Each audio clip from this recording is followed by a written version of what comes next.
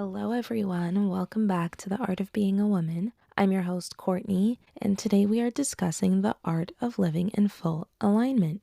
This topic is not something that I fully understood.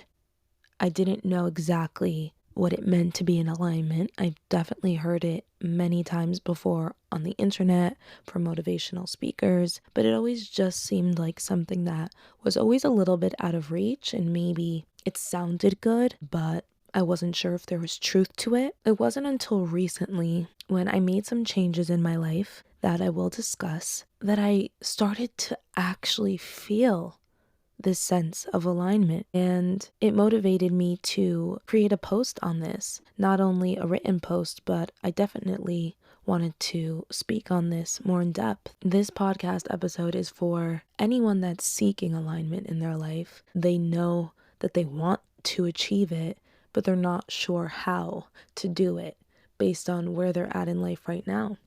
I totally understand that feeling because I was just recently in it, and we're going to unpack how we can shift from the reality that we're living in currently and step into the reality that we want to be in. Because although it seems like we cannot experience change in our life until the circumstances in our life change, it's truly the opposite. We must change internally first in order for our external reality to shift. I'm going to be pulling 4 steps from my Instagram account. She is Artfully Woman, where I post a lot of the topics that we discuss here on the podcast in a written format. If that is something that you are interested in, please join me there. Now, let's get into the 4 steps. We have 1, make active choices, not automatic ones. Step 2, choose what supports long-term fulfillment. Step 3, let emotions show you where you're out of alignment. Step 4, use misalignment as a signal to evolve. Let's get straight into step 1. Make active choices, not automatic ones. This is something that I discussed in one of the written topics that I made recently, and it was called The Art of Knowing When to Walk Away. That specific post had to do with knowing when to walk away from certain relationships and certain circumstances in our life, whether it's an environment that we were living in or a job that we were working at. It was more specific to external situations. But when I read it over recently, I realized that it's not so much about other people and the things outside of us. It's really about what we decide to entertain and how long we decide to entertain it for. We can have people in our life for sure, and jobs that we work at and places that we're living in, and we can feel so out of control in our own life because we feel like we've been dealt a certain hand in life. But the truth is, we choose these things. We choose to continue these things every single day to the point that we're almost stuck on a loop. And I'm not saying that it's easy to get out of this hamster wheel of doing the same thing over and over again. It's actually pretty scary, and that's why most people do the same things over and over again for the rest of their lives. But if you are in a point in your life where you don't feel comfortable with where you're at anymore, you feel stifled, you feel like there's more out there in the world for you, but you don't know what it is, and you just crave change because you know that you're settling in life, I believe the biggest way to start and the first way to start is by looking at the automatic choices that you make in life without thinking twice and start replacing them with active choices. An example for me is recently I had to think about what I was doing professionally because I was realizing that although I love to write and I love to podcast and I love to be creative, I was also juggling 2 other jobs on the side. One is occupational therapy, which I've shared in previous episodes, and although it's not necessarily my dream job, I definitely feel fulfilled, and I feel like it's a great way for me to give back to the world, and I truly enjoy working with children. But then I had another job, and that job was more clerical work. I was an administrative assistant, and I was working for a family member. I was working for someone that I really love and respect. And I started that admin job at least 4 years ago. And 4 years ago, I was in school. And so it was a remote job and it made perfect sense for me at the time because I needed that flexibility. I needed to work from different places. I needed to work from school. I needed to work from home. And it worked out beautifully. It was an amazing blessing in my life. Now, once I became an occupational therapist, that took up a lot of my time that I would usually give to this admin job. And I was very transparent about it, that my schedule would be changing, and it was established that I was in a graduate program, and so my job as an admin would be temporary.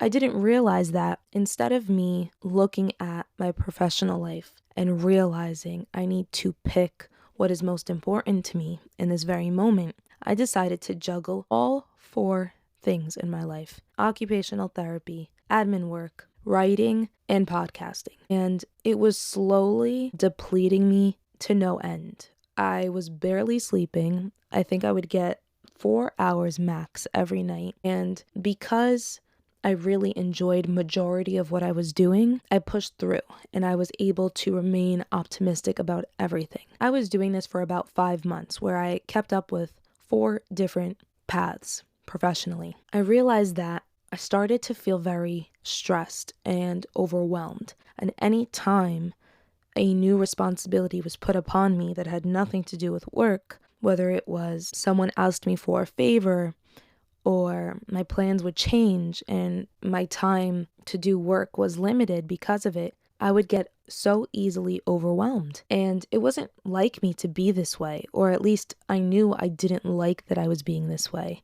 I had to self-reflect and I journaled, and I realized that I was continuing the admin job thinking I didn't have a choice. It felt like it was choosing me and that I was obligated to maintain that position for the sake of that person's business, but I wasn't considering myself and I wasn't considering what I actually wanted. And so when I got to a point where I was very honest with myself and I accepted that regardless of how this person is going to react to me leaving, I still have to make an active choice to choose myself, I decided to take a leap of faith and follow the active choices that I wanted to make in life and not continue the automatic ones. So I submitted my resignation to the admin job, and now I no longer work there. All I focus on now is the occupational therapy, my podcast, and writing.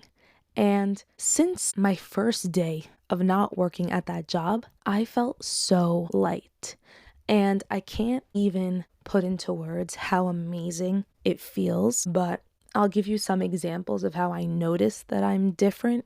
First of all, I am smiling more. Second of all, it's very hard for me to be in a bad mood. I feel like when I was so overwhelmed and putting a lot of pressure on myself, it was very hard for me to relax. Third of all, everything seems more possible because now that I have removed things that were taking up space in my mind and in my life, now my mind is able to think more about the things that I do want to pursue and more active choices that I could potentially make in my life to make me feel happier. And so it's been sort of a domino effect where because I made an active choice in my professional life, I started making more active choices in other areas in my life. Whether it's deciding to do different types of workouts. I was very rigid and I would always do one type of workout. And now I'm branching out and I'm trying new things. It also goes with the things that I'm buying. I'll try new brands and I'll try new foods. And it seems very simple, but it really changes how you see the world and it changes how you see yourself. And you realize that honestly, it's not that difficult to live in full alignment. You just have to commit to making sure that the choices that you're making are the ones that you truly want and not just what seems right for whatever reason. If we ever feel trapped, if we ever feel like we cannot choose one thing over the other, it's really not because of other people. It's not because of anything external. It's because we've convinced ourselves that we have no choice. So it's truly us that keeps us stuck. And we have to get out of that mindset if we want to really be in alignment in our life. Step 2 We have choose what supports long-term fulfillment. Sometimes when it comes to making active choices in your life, you can think to yourself, well, if I relied on all the active choices that I wanted to make, they would be impulsive, or they wouldn't necessarily be the smartest decisions, but they would just be a decision that temporarily gives me this instant boost of happiness, a quick fix. And I definitely had to work on that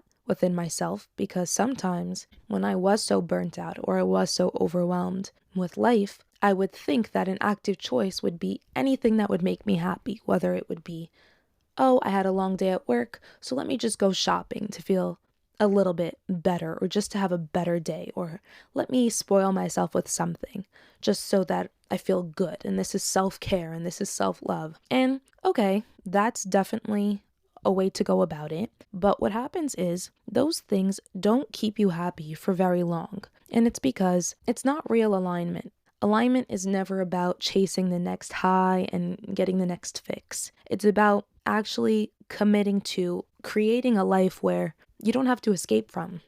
And every day you wake up and you're actually very excited and very happy to live your life, because there's nothing that you're doing that you don't want to do. And there's a difference between forcing yourself to feel good and feel happy rather than actually creating a lifestyle that allows you to feel that way without you having to pursue it. And the truth is, alignment is very much correlated to long-term fulfillment. You're not going to feel amazing instantly when you decide to live in alignment. When you start making these active choices instead of automatic ones, and you start getting out of these loops that you don't want to be a part of, whether it's you change your job, you change the relationships that you're in, you change your environment, it's going to be scary in the beginning because it's all you knew. You were doing the same thing over and over again. And so there's definitely the uncertainty of it all. You don't know if you're going to be rewarded for what you're doing. You don't know when you're going to feel better or when you're going to feel in alignment, but it will come. It always does. And in those moments of uncertainty, when you do put in the work towards that long-term fulfillment, remind yourself that everything that you're working towards is creating a life that you truly love to live. And it's not forced, and it's not fake, and it's not curated through pictures and videos. With my example of changing my job, when I first submitted my resignation notice, I did not feel good about it, and I didn't feel instantly aligned. If anything, I felt the complete opposite. It felt like my life was changing and I couldn't predict the outcome, and it just felt like a very shaky foundation because everything that I was used to was changing. And so it wasn't until after the 2 weeks notice was given and I stopped working that I actually felt an alignment. And honestly, 2 weeks is not that long. So sometimes in life, it does take longer than 2 weeks, but other times you'd be surprised.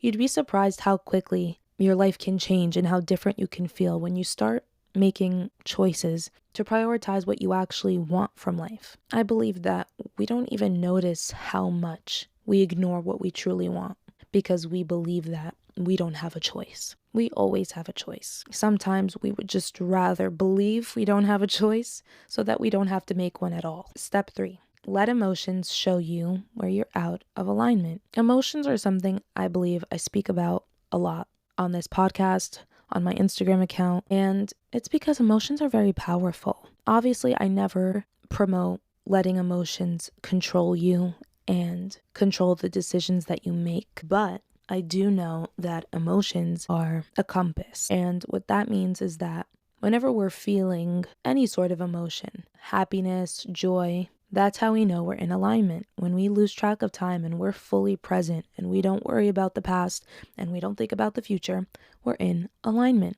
And so that's how you would know that what you're doing is good and it makes your soul happy. And then there's the more difficult emotions to sit with, like sadness, guilt, anger, resentment. And many times we try to push those feelings away because we'd rather not deal with them, especially in the moments that they surface. We could be busy, life can be happening to us, and we decide that We'll deal with these feelings at a later time, but they're just as important as the positive emotions. And especially those more difficult emotions, they usually, if not always, rise to the surface when we are out of alignment with our life and our soul is getting tired with whatever we've been distracting ourselves with.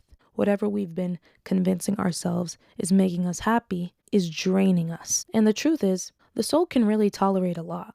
The soul can tolerate years and years of you doing what it does not want. It will suffer and it will be sad, but it's not going to stop you. It's not going to wake you up out of your sleep and tell you to change your whole life around. And so the only way that the soul really communicates to us is through our feelings. And so those moments when you do feel those difficult emotions, know that that's its way of talking to you and telling you that you need to change something that you're doing and replace it with something that can actually add more happiness and joy to your life. For me, I didn't realize that it was my job that was draining me. I just thought that I needed more sleep and that if I worked on my sleep schedule, then I would feel much better about everything else in my life. Now, sleep definitely could help, and I definitely will be working on that. I've committed to that. But it wasn't just that. It was also that I was filling my day with things that I didn't even want to be doing. And I had to be really honest with myself. I realized that when I would go to certain jobs, I would be filled with enthusiasm and happiness and a smile on my face, and it was almost effortless. And then I realized with the admin job that that wasn't the case. I had to really prep myself mentally and give myself a pep talk and convince myself that it's exactly what I wanted to be doing and that I needed the money and therefore I am so grateful to have this job. And I would just basically convince myself into submission, into doing something that I didn't want to be doing. And so it was only through self-reflection when I was feeling a difficult emotion that I was able to get to the root of the issue, of why I was feeling so out of alignment with myself. It was the first time that I actually prioritized being in alignment. I wasn't even quite sure what it was at the time. I just knew that I can't go on like this. I can't pretend that everything that I'm doing in my life is making me happy when it's not. And I trust enough that if I prioritize what's making me happy and what feels right internally on a deep level, that things on the outside will follow and my external reality will reflect that happiness and that joy right back to me. But I have to take initiative and I have to care enough about how I feel on a daily basis for anything to change in my life. So with this step, it's important to listen to your emotions, listen to every single emotion you have. And if you're having a crazy day where you really don't have the time to journal, at least write down what you're feeling, whether you get irritated, you get angry, you get frustrated. Write down the feeling and write down what you're doing while you're feeling that and track it. You'll realize that it's usually the same things that trigger the same emotions. And then from there, you can think of different ways to replace whatever it is you're doing with something else. Many times we're used to suppressing our emotions and we're used to staying in situations that we don't want, that exhaust us. And it's not because we're weak and it's not because we're not smart. It's because we've just been trained and taught to normalize our own suppression. And we've most probably grown up seeing our parents doing the same thing. Money is important and we need it to survive. It's definitely understandable, but there's people making money doing all different types of jobs in the world. We don't have to stay in a specific job if it's truly making us miserable.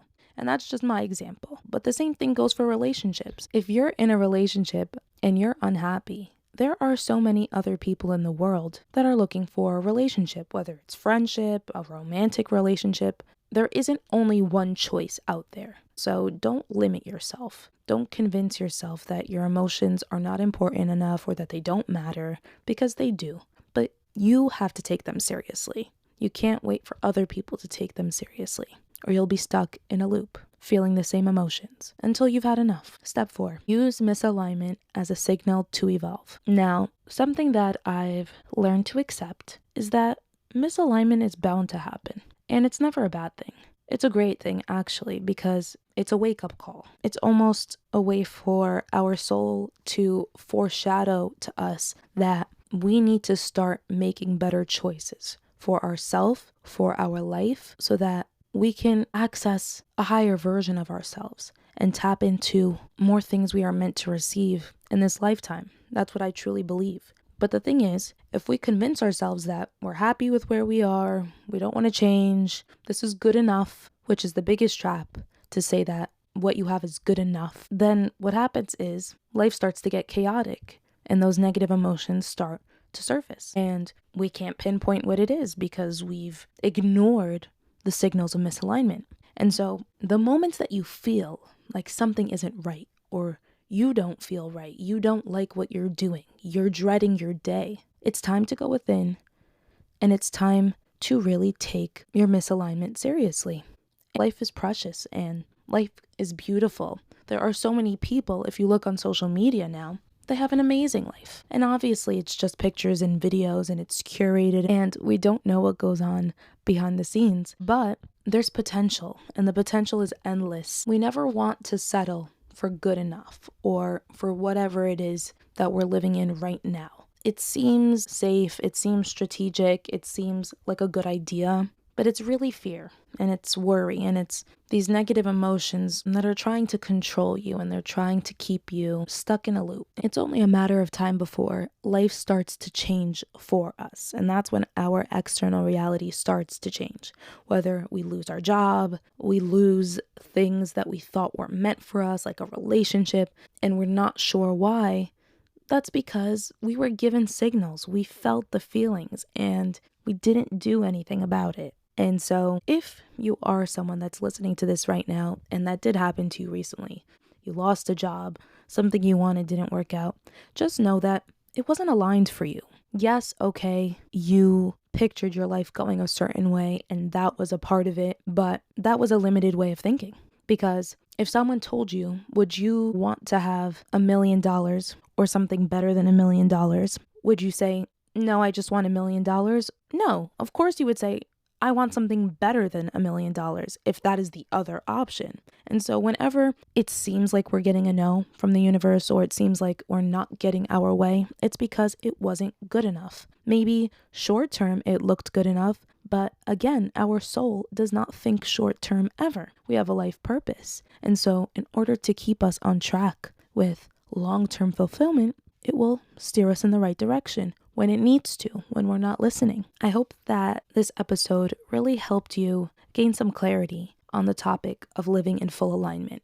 It's not the easiest topic to understand, at least it wasn't for me. It was something that I had to learn the hard way, only by being out of alignment with myself in my own life. But hopefully, by listening to this episode, you're able to pause, reflect, possibly journal if you can, and do an audit. See what is making you feel unfulfilled. What drains you? What is something that you dread doing every single day? And see if it's not helping you long term, and see if it's an automatic choice and it's not an active choice. And start thinking of a strategy of how to shift your direction in life, because it's truly all in your hands. If you want to live in full alignment with your highest self and the version of yourself that you envision has everything that you've ever wanted, you can, but you have to start making choices as that person. I hope you have an amazing week. Thank you so much for listening. If you like this episode, please rate this podcast and share it with friends, family, whoever you think would benefit from this episode. I love you all. Until next time, bye for now.